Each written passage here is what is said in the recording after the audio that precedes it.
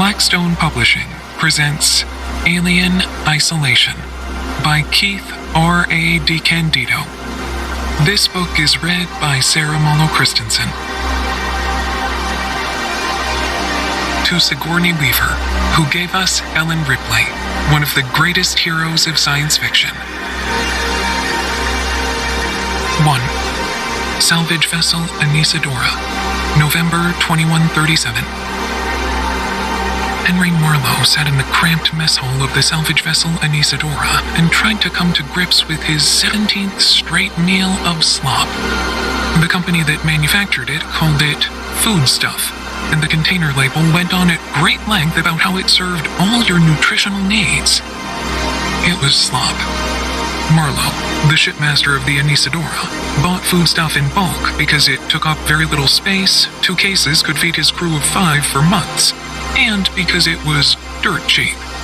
That was the most important criterion. With each year, he made less and less salvaging, yet his clapped-out old ship needed more and more maintenance. As it was, he'd cut off atmo and gravity to the cargo hold to save money. Marlowe was taking a break while the rest of the crew sorted through the latest pile of garbage they'd pulled from space in hope that there was something valuable. There usually wasn't, but Marlowe lived in hope. That was all he had left. If they didn't find anything good in this haul, he was seriously going to have to consider turning his 5-person crew into a 2-person crew. He held the spoon of processed food up near his face, but found he couldn't bring himself to put it in his mouth. His brain, his tongue, his taste buds all rebelled at the notion of being subjected to this tasteless, odorless collection of off-white molecules with the consistency of snot. Desperately, Marlowe tried to conjure up a memory of what real food tasted like. When he was a kid, he loved grapes. They couldn't always afford to get them, but his parents nabbed him some when grapes became available and they could swing the price. It didn't happen very often, so it was a special occasion when they did. It had been years since he'd had a grape, or any fruit, for that matter. He tried and failed to imagine that the mush in his spoon was a grape, or grape juice, or grape-flavored mush. Suddenly, the intercom crackled with static, startling Marlowe enough for him to drop the spoon to the deck. Unconcerned with the loss of the food, he went over to the comm and tapped the call button. Marlowe, say again. Another burst of static, but this time it sounded like the voice of Dean Lewis, the engineer. After a few moments, he gave up trying to figure out what the man was saying. I'll be right down, he responded, hoping that was what Lewis wanted. And if it wasn't, too bad. Ducking his head to exit the tiny room, Marlowe squeezed through the narrow corridor and headed toward the engineering bay. There, he found Lewis bent over his work table, which was piled with various bits of detritus they had gathered. When the fuck are you gonna fix the intercoms, Lewis? Marlowe said without preamble. What are you talking about? The engineer replied. They work fine, I heard you loud and clear. Makes one of us, the shipmaster said. I couldn't hear you for shit. Speaker in the mess hall's probably blown, I'll get to it. Lewis always said he'd get to it, but he rarely did anything without having to be reminded, and repeatedly. It was one of the many things Marlowe hated about the man, though the thing that bugged him most was Lewis's huge beard, which was so thick you could hide a nest of birds in it. Marlowe was about to say something rude when he noticed that the item on the work table looked familiar. That what I think it is? He asked. There was a flight recorder in with that junk? He tried not to sound too optimistic. Ships in distress often dropped their flight recorders, but he'd been burned before by finding recorders for boats that had long since been recovered or destroyed. Sure, someone was likely to pay something for it, but it was too much to hope that it would lead to a bigger salvage. Oh yeah. Lewis grinned underneath his ridiculous facial hair. And it's the fucking mother lode. Yeah, right. Folding his tattoo-covered arms in front of a barrel chest, the shipmaster just glared. The only mother lode I know of is the Nostromo. With what the company's been offering for, what, forever, every scavenger out here wants a piece of that one. So don't even... Suddenly, Marlowe realized the man was still grinning. No shit, he said. You're screwing with me. Lewis just gestured. Take a peek. He pointed at the object, and for the first time, Marlowe took a real look at what had held Lewis's attention. It was a red box with a small data screen and an even smaller keypad. There was something stenciled on the side. USCSS Nostromo. Registration 180924609. Holy fucking shit. Right? Lewis Lewis clapped his hands. The fucking mother load. Damn. Ivan Jutani's been working for that bar for 15 years now. Shit. Marlowe shook his head. His mind was flooded with images of Marlowe and the action of the film. Six jokes each. The more shit that actually happened this week, this decade. And honestly, this one was big.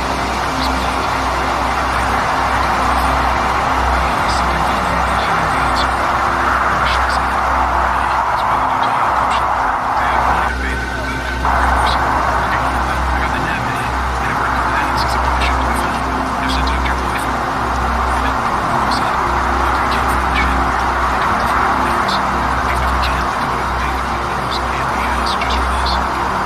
Missions in all medical labs, Marlowe said, and the girl jumped. He was on the completely spring of static. As he watched it, he glared over her shoulder. Lewis just shrugged and scratched his chin. He was sorry he was his hand in there someday. You know, after I met Pierre, I can't take for fucking ever. He took the yoga. The voice sparkled back at him. Get up here, man. He was quickly recognizing Mrs. Worth, Catherine Fraser. Whatever. Just get up here. Lewis jumped. You and Mary got along and you still love each other, which you guys. I knew they would not work so well. Like Rachel just did. Is she and Carl? He shook his head. Fix all of this. We're gonna see what 7.5 a day and I'm gonna make it. Sweet. He was pretty weak. Snap, you heard it. I'm playing like I said. His eyes, as only it was that he left to review the death range. Just give me that man.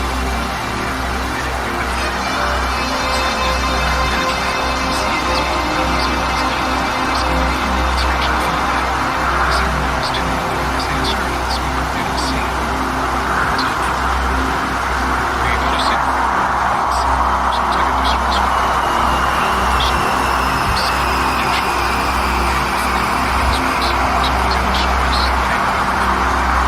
No, Catherine Foster said from her console at the very front of the deck.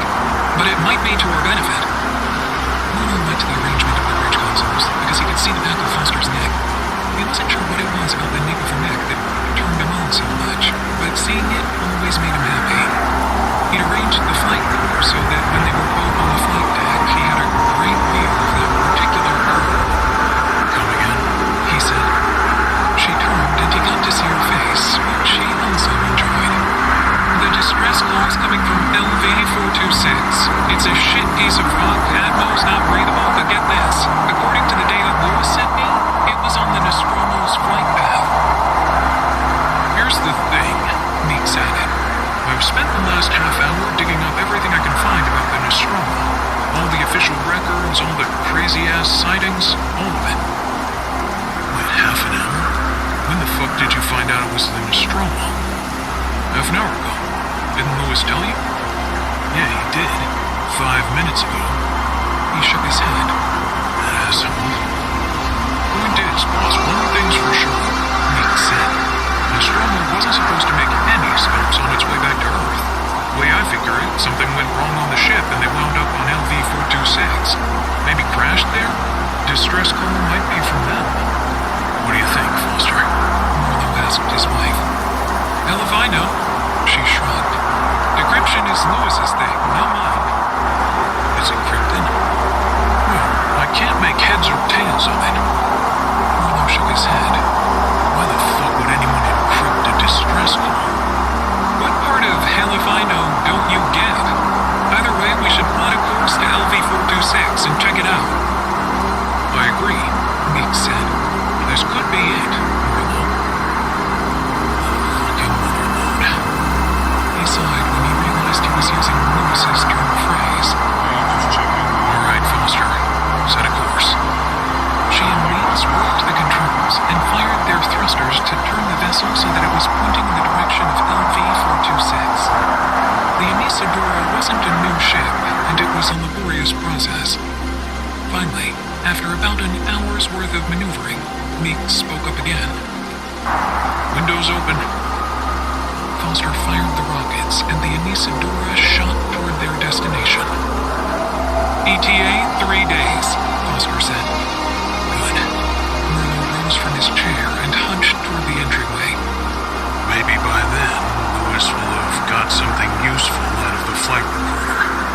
Maybe by then he'll have fixed the intercoms, Foster added.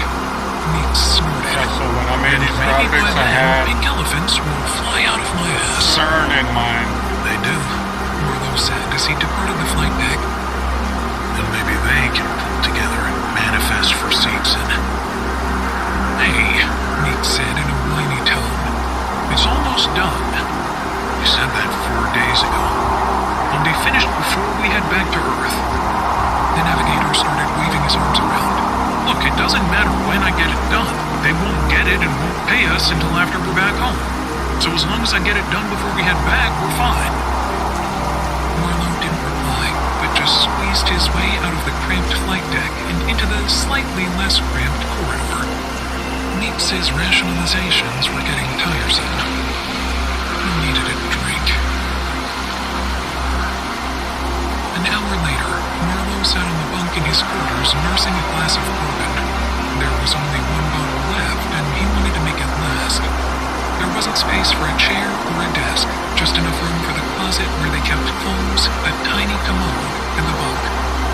Foster came in and immediately pulled her shirt over her head, climbed out of her pants, and dropped onto the bunk with him, resting her head on his shoulder. Her body was nice and warm against his, and he smiled, wrapping an arm around her. Any more bourbon left? She asked. The smile fell.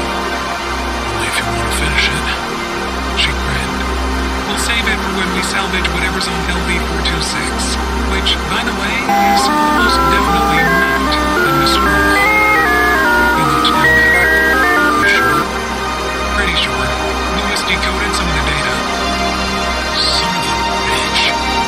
Marlowe pulled out of the embrace and glared at her. He was supposed to let me know the minute he got that done. Foster patted him on the shoulder. You can kill him later. Look, what's Launch important a is money mission found. to According to the rescue recorder, Ripley. the Nostromo diverged from its course to head for LV-426 and went into orbit. Its tug disengaged from home, landed for the better part of a day, took off, and then they headed back to Earth. About 30 hours after that, they dumped the flight recorder. After that, nothing. She paused. If they're back on LV-426 sending a signal, it's because they turned around, which makes no sense. She went silent and waited for a reply. If it was the Nostromo, He said, frowning. those 30 hours wouldn't exist. An empty feeling appeared in his gut. Foster nodded. I'm sorry, Marlowe.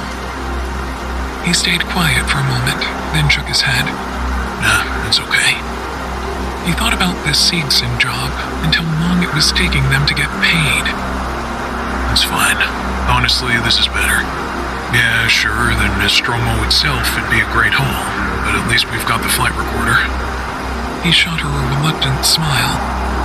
As it is, the company'd probably make us jump through 8 billion hoops and then find a loophole to keep from paying us. We'd be years trying to squeeze blood from a rock, trying to pry money out of them. No, this has to be something different, something we can't identify. Yet. He continued. It's not the Nostromo, but the Nostromo went there, and they had to have a good reason. A ship like that? Why else would they change course? His grin turned into a smile. Whatever it is, we're gonna find it first. 2. Salvage vessel Anisadora, in orbit around LV-426, November 2137. Following a 3-day transit, they went into orbit around LV-426. Then, after 2 orbits, Meeks tracked the source of the beacon and landed the Anisadora nearby. Based on the air sample, Meeks said. the atmosphere is nitrogen, water vapor, CO2, methane, ammonia, and oxygen. Oxygen and nitrogen? Crispin Heiss generally took the night watch while the others slept. Means it's breathable, right? Man, I'd live for this kind of thing. Wrong, Meeks said. But hey, Heist, you want to go out without a helmet and suck methane and ammonia? Be my guest. Marlowe tapped the intercom, looking at it as if it might bite him. Lewis, get your ass up here. Then he turned. Everyone else, let's suit up and see what's down there. Standing, almost, he moved to exit the flight deck. Foster, Meeks, and Heist followed him down to the airlock. There, they clambered into their EVA suits. Marlowe held his breath, figuratively speaking, while they ran through the checklist. Of all the things on board the Anisadora that had to be in tip-top shape, the EVA suits were second only to the hull, especially since the cargo hold had to remain a vacuum. Tank check, He said. tanks all show green. Meeks replied. Integrity check, Meeks peered at the readout on the screen next to the airlock controls. integrity shows green. Marlowe then tapped the intercom switch on his suit's glove. Com check, you getting me, Lewis? He waited, expecting the all-too-familiar burst of static. Instead, he heard Lewis's voice, loud and almost clear. A little fuzzy, Marlowe, but you're coming through. Let's take it slow, Foster said to Heist and Meeks. I want us to be in one piece when we get to that beacon. If you're looking for peace, Foster, I got something for you right here. Heist's grin was visible even behind the dirt-smudged helmet of his EVA suit. Marlowe just sighed. The guy never stopped. God knows they'd tried, reminding him firmly that Foster was the captain's wife. It just got worse after that. Foster smiled. I'd need scanning equipment to find it, Heist. Meeks burst out with a laugh, and Heist looked as if he was about to respond. Okay, enough already. Marlowe said. Focus on what we're here for. I don't want any mistakes. He slapped a gloved hand onto a large red button, and the hatch started to fall open. Normally, the mechanism made a horrible squeaking noise that was enough to wake the dead, but this time it only lasted for about half a second before the howling wind from the planet drowned it out. Dust came swirling into the airlock, making it hard to see. Already dirty EVA suits quickly became filthy. Heist and Foster took point, followed by Meeks. Marlowe followed them. Let's get a fix on that beacon. Holding up his scanner, Marlowe found that he could barely see the glowing display past the sandstorm through which they were walking. Squinting, he saw with satisfaction that it was picking up a signal. There you are. Foster, Meeks, keep your eyes open. Roger. Meeks said. Not that it'll do any good in this, Foster muttered. The planet's surface was rocky and uneven, and Marlowe could only see a few yards ahead of them. A sudden movement off to one side caused him to jump. Then he realized it was a spout of steam coming from somewhere underground. Turning his head, he saw another spraying upward into the gassy soup that passed for an atmosphere. What the fuck was the Nostromo doing down here, he thought. The vessel had been a modified CM-88 Bison. They weren't a salvage ship, and besides, their owner was foreign. Where did they get off answering a distress beacon? I hate these kind of jobs, man. Meeks was grumbling out loud. Listen to that fucking wind. Sub-zero temperatures, low visibility. Foster spoke as if she hadn't even heard him, providing readings off her own scanner, speaking them loud for the benefit of the Anisadora's own flight recorder.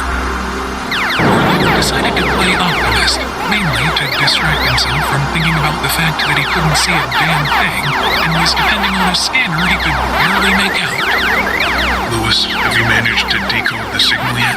He asked. Negative. I can't tell what it is. Oh, of course not. Nevertheless, Marlowe decided to keep the move going. That's good. If it's a mystery, then it's unknown. If it's unknown, then it could be valuable. This could be our biggest score, Marlowe, Foster said, picking up on what he was doing. Yes, dear, Marlowe said. That's what I said to you 3 days ago. Well, obviously, I thought you were right. This time he just grunted. Inwardly, he grinned. I hope we're getting a hazard pay for this. Heist muttered. Don't worry, Marlowe said.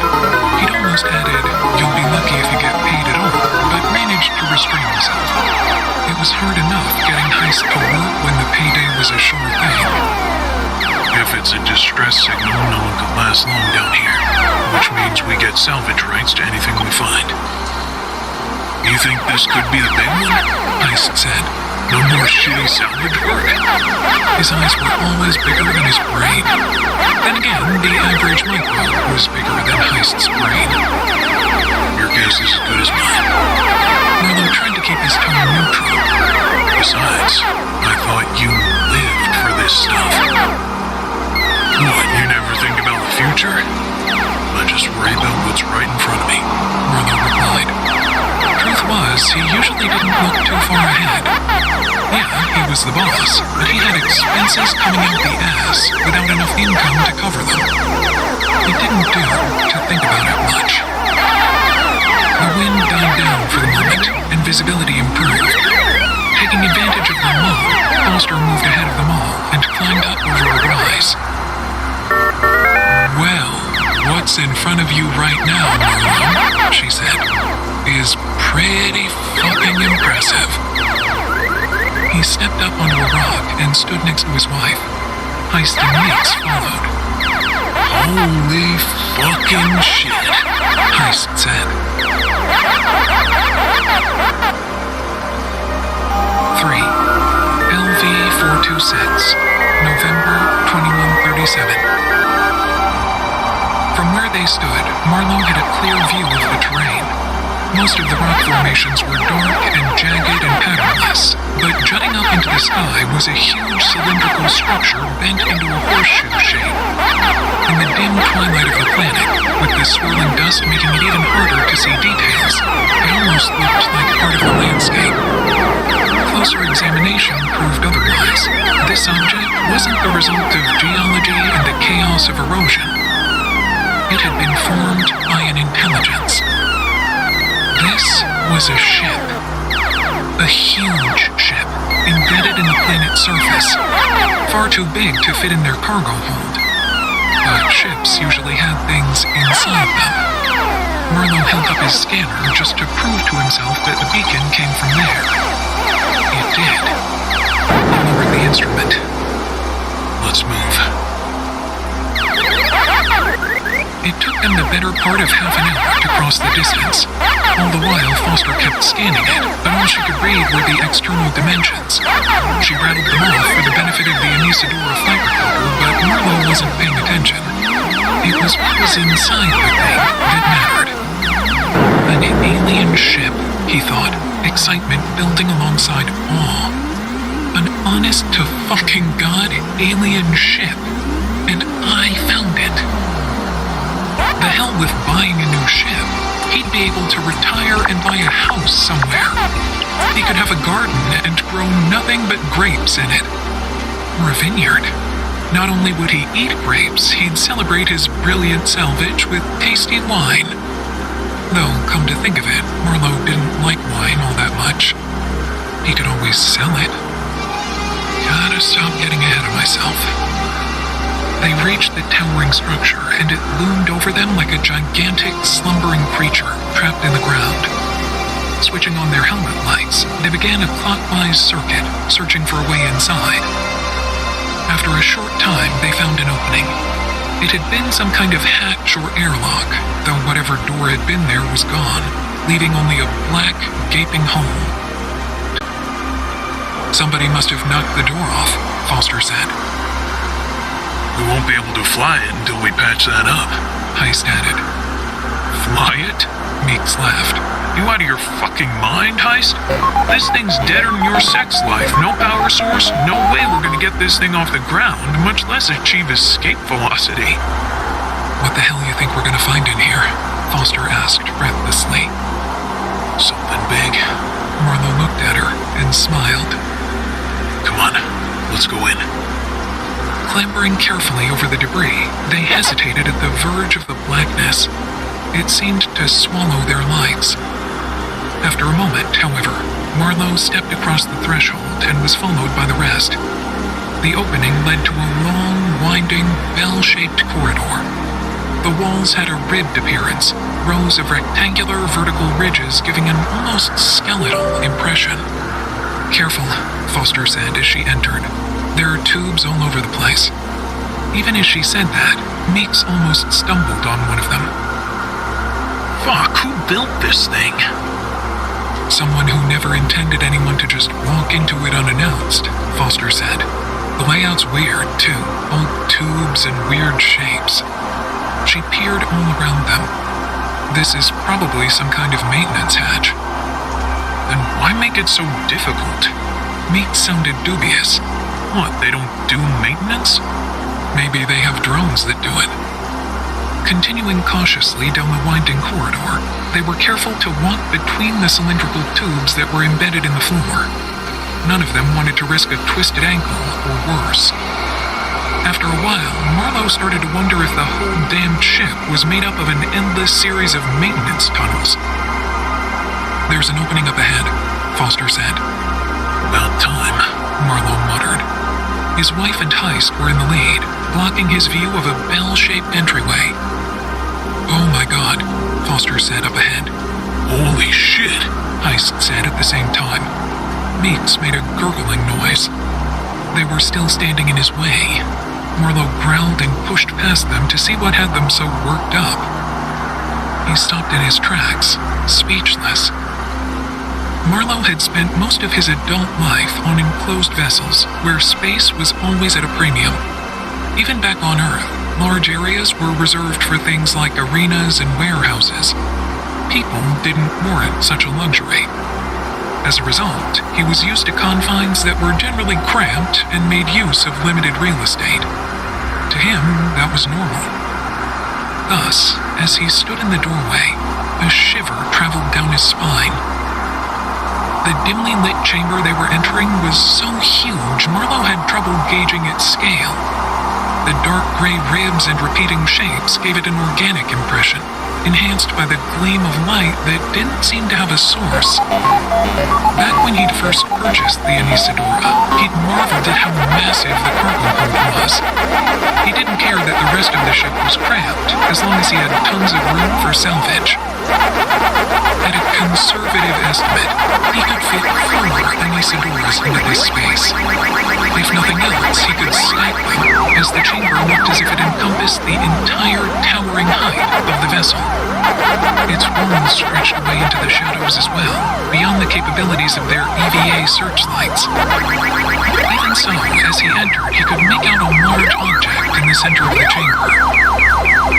It was a human-like form, sitting at the center of an object that looked like a huge gun turret. It was difficult to tell where the seat ended and the occupant began. All around it were pillars and indentations and something that looked for all the world like a moat. Careful with what you touch, Marlowe said as they walked in. I don't want anything damaged. His voice sounded small in the cavernous space as the shadows swallowed it. They all moved toward the turret, or maybe it was a telescope, or a cockpit. Marlowe had no idea, and he didn't much care. There would be time to figure that out later. As they got closer, he realized that the human form was huge, at least 16 feet tall, and it had been there a long time. It looked like a fossil. Foster must have been on the same wavelength. It's amazing, she said, sounding uncharacteristically breathless. How old must this be? What is it? Heist stared up at the turret. The cockpit? That'd make this a ship, Meek said, his voice soft. Marlowe cringed. No shit. It wasn't as if this could be anything but a ship.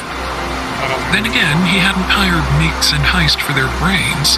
He hired them because they were rated for operating a ship of the Anisadora's class, and because they worked cheap. Heist raised his arms in triumph.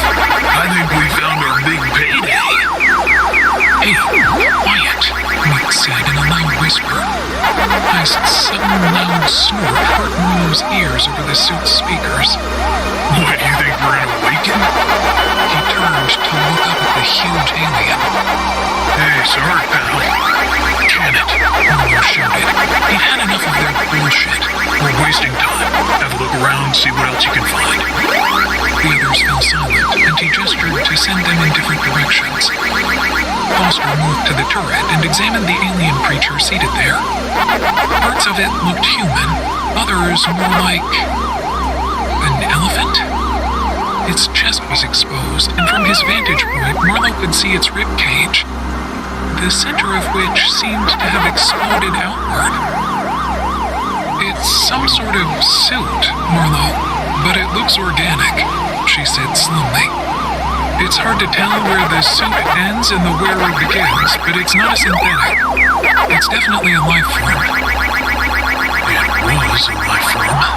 Now it's our property. He grinned. Salvage rights. He blew her a kiss, and she blew one back. Off to one side, Heist made a wrenching noise. They all fell silent after that. He and Foster made a circuit of the cockpit, or turret, or console, or whatever the hell it was. Marlowe saw footprints in the dust. Damn it, he muttered, hoping it was just Meeks getting there ahead of him. Then Foster called out, "Marlowe, we found something. Tracks." So much for that idea. He walked over to where she and Heist were standing, where there were not only footprints, but disturbed dirt that indicated something had been dragged. What the hell? That's not the least of it. Foster stepped aside to reveal a winch. Its cable disappeared into a hole that led down into the chamber beneath them.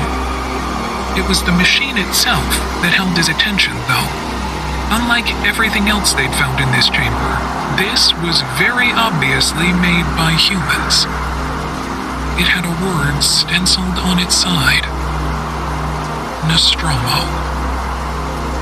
Bingo. Maybe they abandoned ship and landed here, Foster said. Heist threw up his hands. Well, if they're still alive, there goes our salvage rights. Don't jump to conclusions, Marlowe said. Let's find out. A thought struck him, and he peered around the chamber. We'll find that beacon and shut it off. Don't want anybody else finding this place. He pointed. Meeks, Heist, check out the cavern below. As they moved to comply, Foster moved back to the pilot. That was what he had to be, and continued her examination. Marlowe consulted his scanner, picked up the signal again, and worked his way across the huge chamber. It led him to a side room. Walking through another bell-shaped entrance, he found himself standing on something that looked vaguely like a catwalk. It led to a giant console, also bell-shaped. On either side of the walkway, there were protrusions with lights atop them, giving the impression of guardrails. Beneath the catwalk, an open space seemed to stretch forever in all directions. The result made him dizzy, so Marlowe was happy to have something to grip. With each step that brought him closer to the console, he felt a dull ringing in his ears. The ringing increased, even though low-level sounds shouldn't have been able to penetrate the EVA suit. Nausea started to build in his stomach as he approached, until the ringing started to sound, and feel, like the tinnitus he'd suffered ever since being too close to a cargo hold explosion when he was a teenager. He considered going back. Throwing up in an EVA suit wasn't a pleasant prospect. The least disgusting likelihood was the harmless but still gross notion of having the puke just sit in your helmet, right by your nose until you got back to real air. The worst case, of course, was aspirating the vomit and then dying. Just a few more steps. Reaching out, he touched a blue light shining in the center of the console. All at once, the light died. He glanced at the scanner and found that it no longer read the beacon. The nausea abated and the ringing went away. The beacon's done, he began. Marlowe, you've got to see this, Foster said, cutting him off. It's amazing. Momentarily distracted by her enthusiasm, Marlowe turned and walked carefully back down the catwalk through the bell-shaped exit. Crossing the floor of the huge flight deck, he arrived back at the winch. It was humming with light, and Meeks was staring down into the chamber below. When he looked up, Marlowe could see his grin clearly through the EVA helmet. In the stark shadows cast by the spotlight, the expression was downright macabre. This place just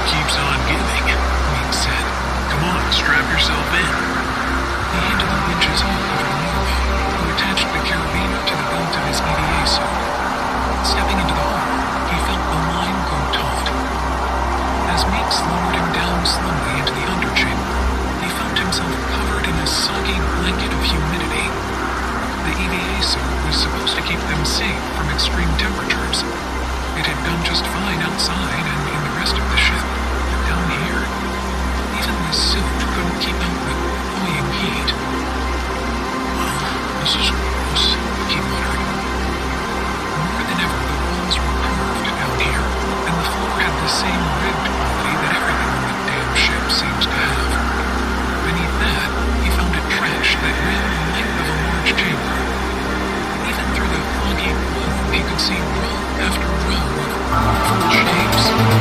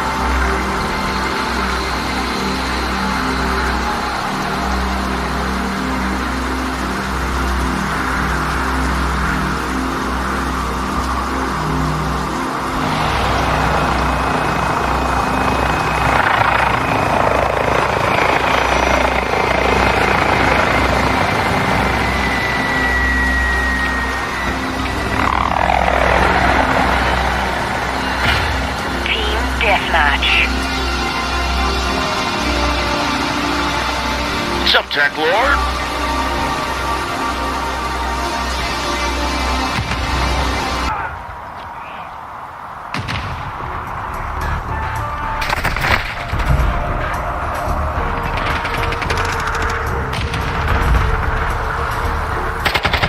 Changing back!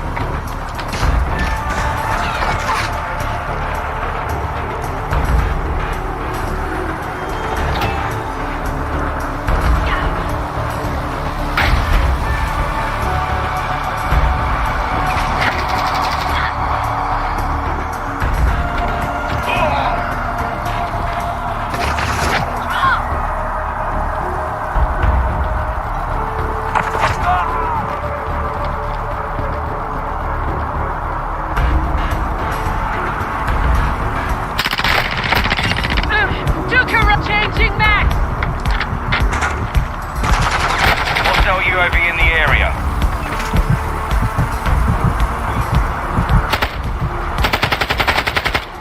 Changing max!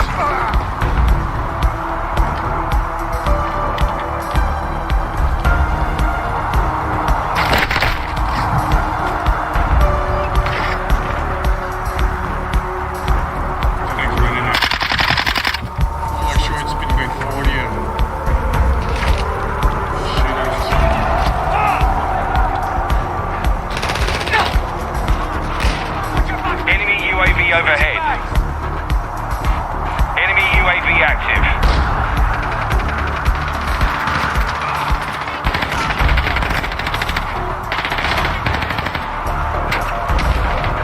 Enemies deployed a counter UAV.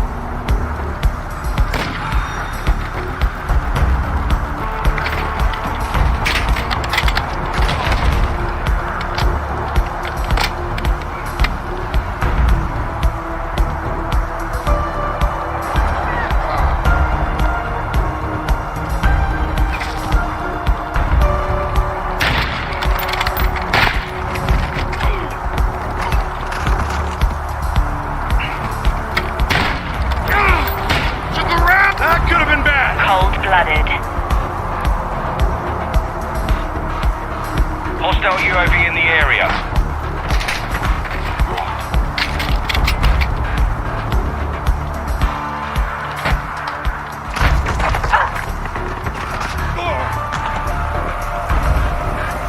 Enemy UAV active.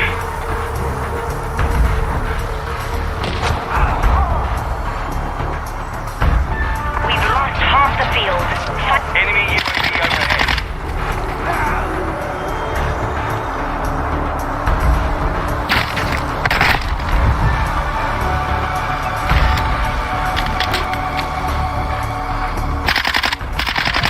Enemy down. Hostile counter UAV overhead. Hostile VTOL incoming. On your six! Loading fresh mag!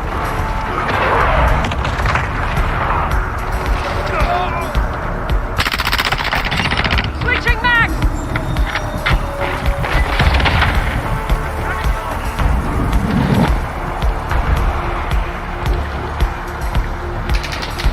Target sight!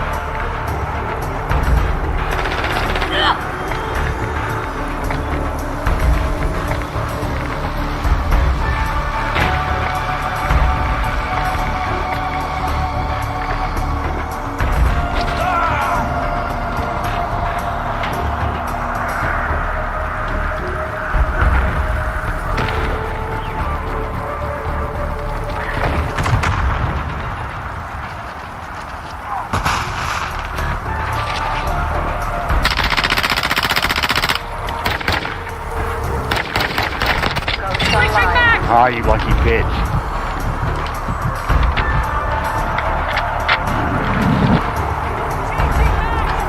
Hostile chopper gunner in the AO.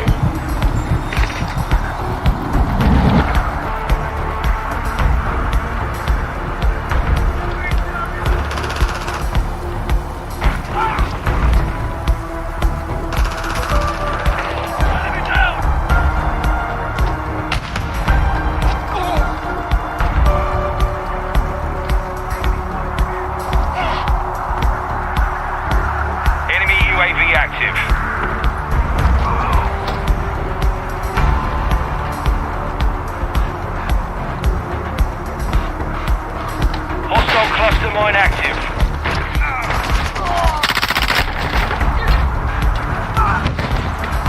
We're losing ground.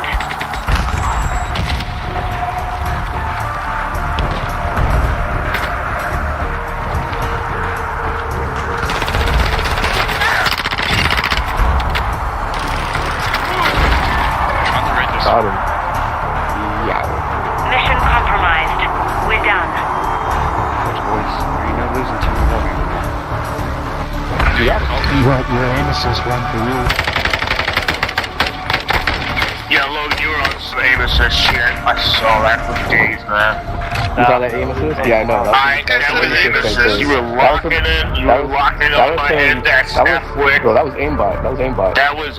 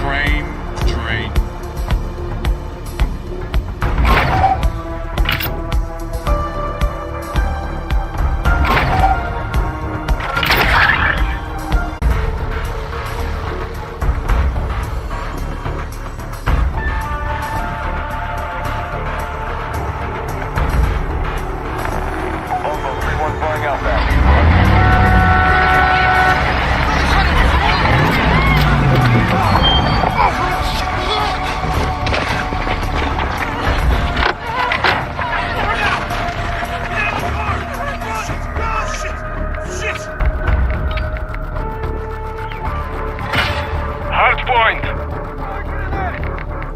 Covering your Moving! Target area located. Secure the hardpoint.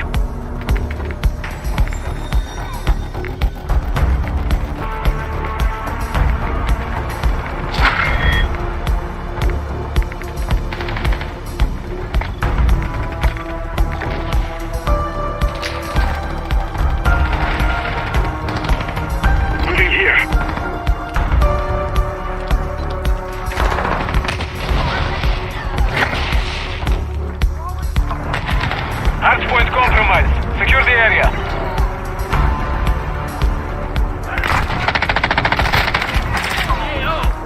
Come on, John, stay Enemy with personnel it. at the hardpoint. Changing mag!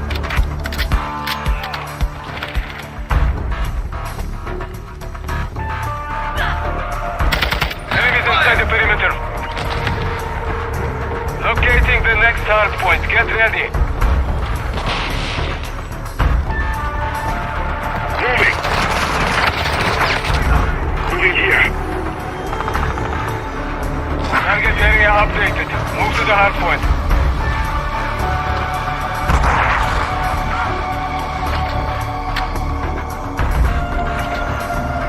Moving.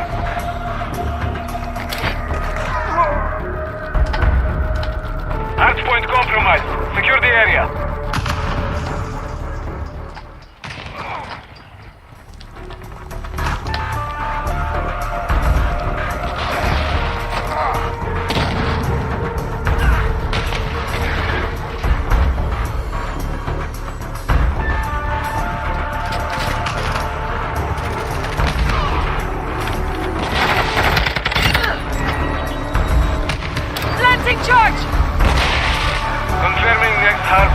stand by. Enemy personnel at the hardpoint.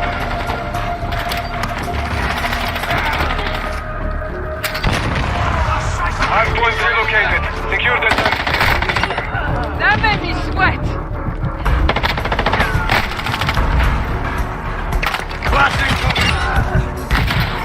Hostile UAV in the area.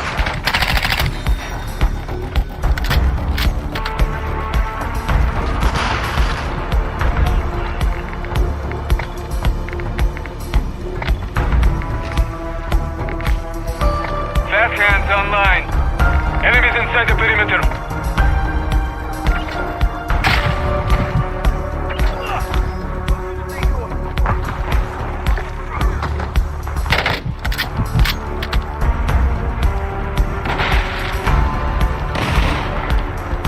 Enemy personnel at the hardpoint.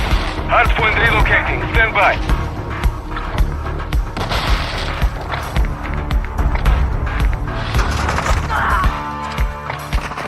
Enemies inside the perimeter. Location updated. Capture the hardpoint.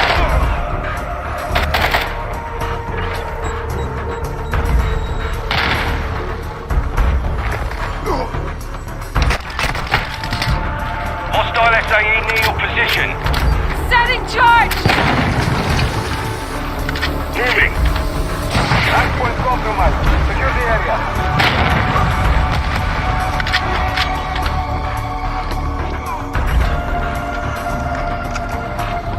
Moving here. The enemy is gaining ground. Push them back.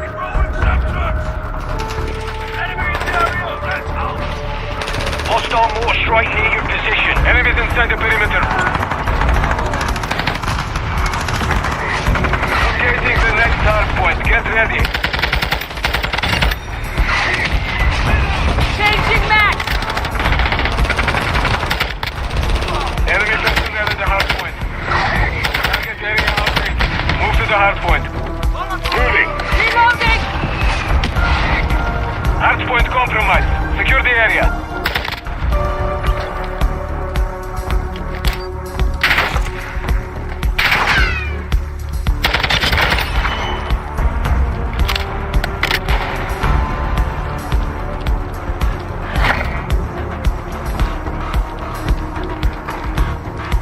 Enemy personnel at the hardpoint. Enemy UAV overhead. Enemies inside the perimeter.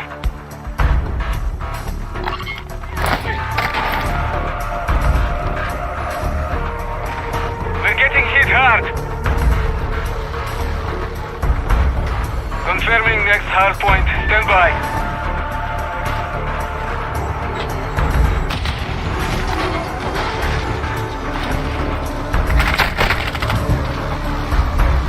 Hardpoint relocated. Secure the target area.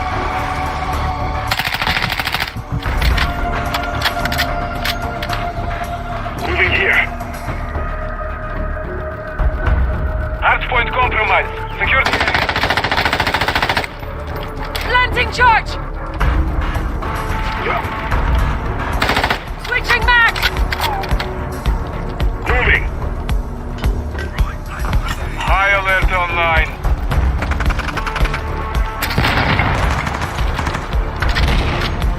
Setting charge! Planting charge!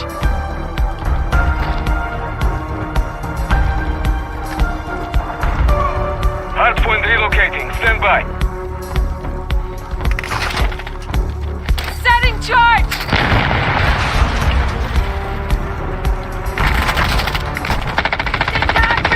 Station upgraded. Capture the hardpoint.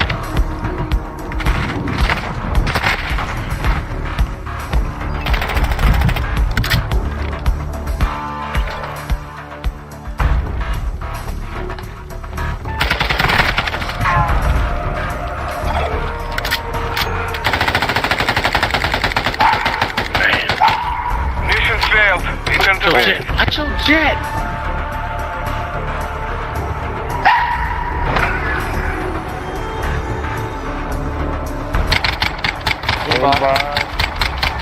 Aimbot. That guy's already. Good game, guys. Good game. First one for the gift, guys.